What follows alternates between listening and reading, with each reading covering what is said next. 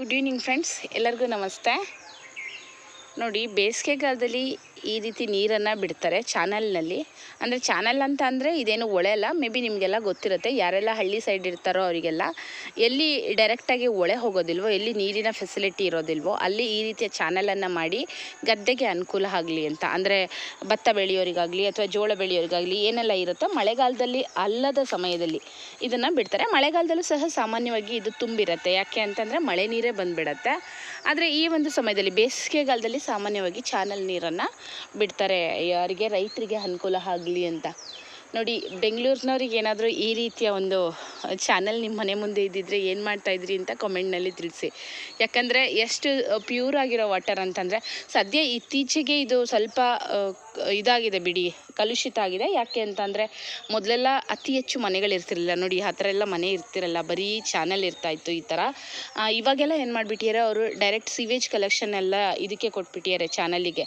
So ಮೊದಲೆಲ್ಲ ನಾವೆಲ್ಲ ತುಂಬ ಸಣ್ಣೋರು ಇರುವಾಗ ಏನಾಗ್ತಿತ್ತು ಅಂತಂದರೆ ಇದೇ ನೀರನ್ನು ಅಡುಗೆ ಮಾಡೋದಕ್ಕೆ ನಮ್ಮ ಫ್ಯಾಮಿಲಿ ಮೆಂಬರ್ಸ್ ಅಂದರೆ ನಮ್ಮ ತಾಯಿ, ಅವ್ರ ತಾಯಿ ಎಲ್ಲ ಬಳಸ್ತಾ ಇದ್ರು ಅಂತ ನಾವು ಕೇಳ್ಪಟ್ಟಿದ್ದೀವಿ.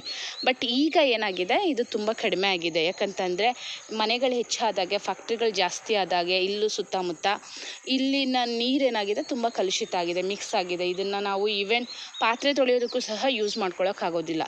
ಆದರೆ ಇದನ್ನು ಗದ್ದೆಗಳಿಗೆ ಮಾತ್ರ ಬಿಟ್ಕೊತಾರೆ, ತೋಟಗಳಿಗೆ, ಗದ್ದೆಗಳಿಗೆ ಎಲ್ಲ ಬಿಟ್ಕೋತಾರೆ.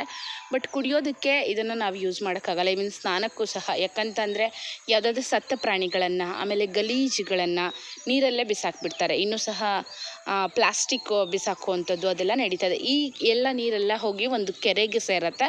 ಆ ಕೆರೆಯಿಂದ ಡೈರೆಕ್ಟ್ ಮತ್ತೆ ಇದನ್ನು ನೀರನ್ನು ಯೂಸ್ ಮಾಡ್ಕೊತಾರೆ. ಬಟ್ ಆದರೆ ಮೊದಲಿನಷ್ಟು ಪ್ಯೂರ್ ಇಲ್ಲ, ವಾಟರ್ ಚೆನ್ನಾಗಿಲ್ಲ. ಮೊದಲು ನಾವೆಲ್ಲ ತುಂಬ ಸಣ್ಣವ್ರು ಇರುವಾಗ ಈ ನೀರಲ್ಲೇ ಎಲ್ಲ ಸ್ನಾನ, ಇಲ್ಲೆಲ್ಲ ತುಂಬ ಮಕ್ಕಳು ಈಜೊಡಿತಾಯಿದ್ರು. ಬೇಸಿಗೆಗಾಲ ಬಂತು ಅಂದರೆ ಸ್ಕೂಲ್ ಮಕ್ಕಳೆಲ್ಲ ಇಲ್ಲೇ ಇರ್ತಾಯಿದ್ರು ನೀರೊಳಗಡೆ. ಬಟ್ ಇವಾಗೆಲ್ಲ ಯಾರ ಫ್ಯಾಮಿಲಿ ಮೆಂಬರ್ಸನ್ನು ಸಹ ಅವ್ರ ಮಕ್ಕಳನ್ನ ಚಾನಲ್ ಒಳಗೆ ಬಿಡೋದಿಲ್ಲ. ಯಾಕಂತಂದರೆ ಮೊದಲನೇದಾಗಿ ಗಲೀಜು ನೀರು, ಎರಡನೇದಾಗಿ ಮಕ್ಕಳುಗಳಿಗೆ ಸೇಫ್ಟಿ ಇಲ್ಲ. ಅಂದರೆ ಅಷ್ಟು ಚೆನ್ನಾಗಿ ಮಕ್ಕಳು ಈಜ ನೋಡಿಯಲ್ಲ. ಈಜೋಡಿಯೋಕ್ಕೆ ಬಿದ್ದವರೆಲ್ಲ ಏನು ಮಾಡಿಬಿಡ್ತಾರೆ, ತೇಲ್ಕೊಂಡು ಹೋಗುವಂಥದ್ದು, ಕೆರೆಗೆ ಹೋಗುವಂಥದ್ದು, ಹಂಗೆಲ್ಲ ಆಗಿಬಿಡತ್ತೆ. ಇಲ್ಲೆಲ್ಲ ಮರದ ಮೇಲಿಂದ ಎಲ್ಲ ಮಕ್ಕಳು ಜಂಪ್ ಹೊಡಿತಾಯಿದ್ರು. ಬಟ್ ಈಗ ಆ ಥರ ದೃಶ್ಯಗಳನ್ನು ನಾವು ನೋಡೋಕ್ಕಾಗಲ್ಲ. ಈವನ್ ತುಂಬ ಹಳ್ಳಿಗಳಲ್ಲಿ ನೋಡ್ಬೋದು ಅನಿಸುತ್ತೆ. ಇದು ಇವಾಗ ಆಫ್ ಹಳ್ಳಿ ಆಗಿಬಿಟ್ಟಿದೆ, ಆಫ್ ವಿಲೇಜ್. ಇತ್ಲಾಗ ಸಿಟಿನೂ ಅಲ್ಲ, ವಿಲೇಜು ಅಲ್ಲ, ಹಾಗಾಗಿದೆ. ಸೊ ಹಂಗಾಗಿ ಆ ಥರದ ದೃಶ್ಯಗಳನ್ನು ಇವಾಗ ನೋಡೋದಕ್ಕೆ ಸಾಧ್ಯ ಇಲ್ಲ. ಅದೆಲ್ಲ ನಮ್ಮ 90ಸಲ್ಲೇ ಹೋಗ್ಬಿಡ್ತು ಅಂತ ಅನಿಸುತ್ತೆ. ವೀಕ್ಷಕರೇ, ಯಾರಿಗೆಲ್ಲ ಈ ಮಾಹಿತಿ ಇಷ್ಟ ಆಯಿತು ದಯವಿಟ್ಟು ಲೈಕ್ ಮಾಡಿ, ಶೇರ್ ಮಾಡಿ, ಕಮೆಂಟ್ ಮಾಡಿ, ತಪ್ಪದೆ ಸಬ್ಸ್ಕ್ರೈಬ್ ಸಹ ಮಾಡಿ.